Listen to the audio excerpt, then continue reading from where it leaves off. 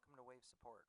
I see from your clinical request you have a patient who is wearing a wave lens for the first time, and this right lens is dropping down a little bit, and you're concerned about a little edge lift and putting prism in for the over-refraction.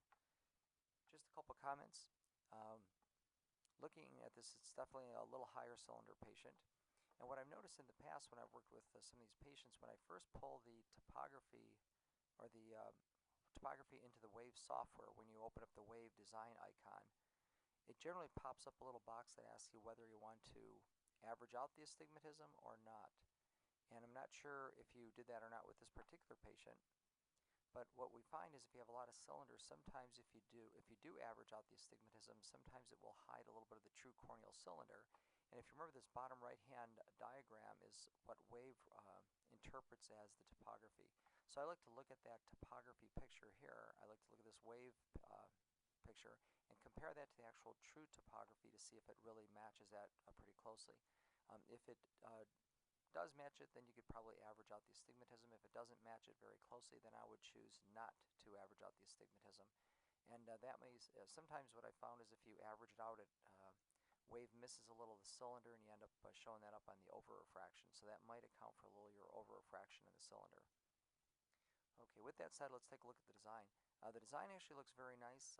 I'm a big fan of the tangential design, but this lens is dropping a little bit. And you may recall that the difference between tangential and axial. Tangential tends to look a little bit more at the data peripherally on that topography a little more closely, and the axial tends to look at the central data.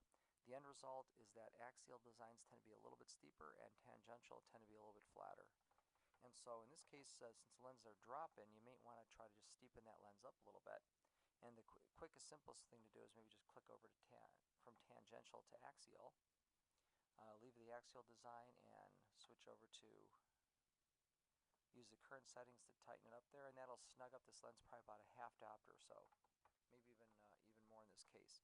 That on its own may get this lens centering a little bit more nicely. If you want to go a little bit larger, certainly if you're able to get away with that clinically, I would certainly try that. That'll give you a little more lens pushed up on that eye.